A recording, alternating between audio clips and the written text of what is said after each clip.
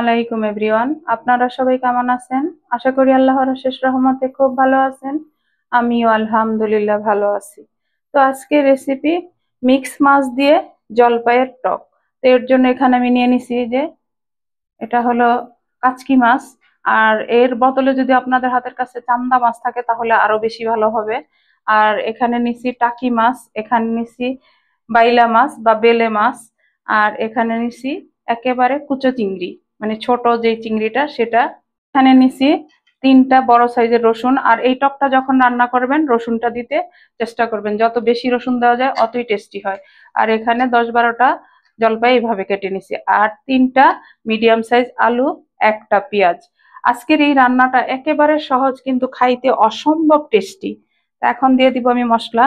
মশলার মধ্যে হাফ চা চামচ দিব আদা রসুন পেস্ট। এখানে বেশি একটা মশলাও লাগবে না, স্বাদ মতো লবণ। আজকের এই রেসিপিটা যদি আপনাদের কাছে একটু ভালো লাগে তো আমার চ্যানেলটাকে সাবস্ক্রাইব করবেন, লাইক করবেন, শেয়ার করবেন এবং কমেন্টস করবেন প্লিজ আমার ভাই বোনেরা। এখন দিব 1 চামচ হলুদ গুঁড়া। আর প্রবাসে যে ভাইয়েরা আছেন তারা অবশ্যই আমার এই রেসিপিটা দেখে রান্না করে খেতে পারবেন। এখন দিয়ে দিব 2 চামচ মরিচ গুঁড়া, কারণ এই রান্নাটা হাতে মেখে রান্না তো একেবারে সহজ। এখন দিব 1 চামচ ধনে গুঁড়া, আর এখানে জিরা গুঁড়া দেওয়া হবে না। দিব আমি একেবারে সামান্য তেল, 2 চামচের মতো। তেলটাও একেবারে অল্প লাগে। এখন সবকিছু একসাথে মাখিয়ে নিব। আর এই মাখানোটাও অত চটকে মাখাতে হবে না, আলতো হাতে মেখে নিলেই চলবে। এত টেস্টি, মানে যেই দিন এই রান্নাটা করবেন সেদিন কিন্তু অবশ্যই ভাত একটু বেশি করে রান্না করবেন। আমার বাসায় তো সবার প্রিয় এই রান্নাটা। তো প্লিজ আপনারাও রান্নাটা করেন, খান, খেয়ে দেখেন। আশা করি নিরাশ হবেন না, অনেক ভালো লাগবে। আর প্রবাসের ভাইদের উদ্দেশ্যে আবারও বলি, আপনারা হাতে মেখে এই টকটা রান্না করে খেয়ে দেখেন। দেখেন মাখানো হয়ে গেল। মাখানো অবস্থায় আমার মেয়ে নাকি অনেক সুন্দর ফ্লেভার পাচ্ছে বলতেছে। তো রান্না মানে হইতে দেরি, খাওয়ার জন্য রেডি হতে দেরি নেই, এত টেস্টি হয় এই রান্নাটা। এখন আমি দিব আমার হাত ধোয়া পানি। এই যে, যেহেতু টক একটু পানি তো বেশি দিতেই হবে। এখানে আমি 1 গ্লাস দিছি, আরো 1 গ্লাস দিতে হবে। দেখেন মাশাল্লাহ মাশাল্লাহ, মনে হয় না রান্না হয়ে গেছে। তো এখন আমি চুলায় বসাই দিব। বিসমিল্লাহির রহমানির রহিম। আর ঢাকনাটা দিয়ে দিব। প্রথমে হাই ফ্লেমে আমি 5 মিনিট রান্না করে নিব।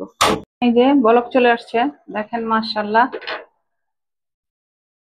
এই যে দেখতেও কিন্তু অসম্ভব সুন্দর, খাইতেও অসম্ভব টেস্টি, দুটোটাই অসম্ভব। তো আপনারা বাসায় রান্না করেন, করে সম্ভব করে দেখেন খাওয়াটা কত মজা হয়। এখন আমি আরো 10 মিনিট এটাকে রান্না করব। 10 মিনিট রান্না করে নিলাম, দেখেন মাশাল্লাহ। আর এই ঝোলটা একেবারে মাখো মাখো হবে না, আবার একেবারে বেশিও হবে না। রান্না হওয়ার আগেই কিন্তু আমার বাসায় সবার পেটে নাকি ইঁদুর দৌড়াচ্ছে, বলতেছে তাড়াতাড়ি তাড়াতাড়ি। তো যাই হোক, এই যে রান্নাটা অলমোস্ট হয়ে গেছে।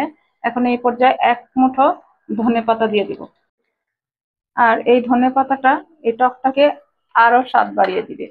এই যে দেখেন হয়ে গেল আজকে আমার মিক্স মাছ দিয়ে জলপাইয়ের টক। এই যে, আর আমি কিন্তু মাছের অ্যামাউন্টটা বলি নাই, কারণ মাছ আপনারা যে যতটুকু দিয়ে রান্না করেন করে নেবেন। দেখেন আমার প্রিয় ভাই বোনেরা, আমার মিক্স মাছ দিয়ে জলপাইয়ের টক রান্না হয়ে গেল, কিন্তু সার্ভ করার সময়টাই আমাকে দিল না, বললো যে এইভাবেই খেয়ে নিবে। তো আমি পুরো পাতিলটাই টেবিলে দিয়ে দিলাম। আর এখন এখানে একটা চামিচ দিয়ে দিব, যার যতটুকু খুশি খাক, তাই না? তো যাই হোক, আজকে আমার একেবারে অল্প সময় অল্প উপকরণে রান্নাটা হয়ে গেল। বাসায় অবশ্যই ট্রাই করবেন আর এই বোনটাকে জানাবেন। তো আজকে আমি আপনাদের কাছ থেকে বিদায় নিব, আবার নতুন কোনো রেসিপি নিয়ে আসবো। আল্লাহ হাফেজ।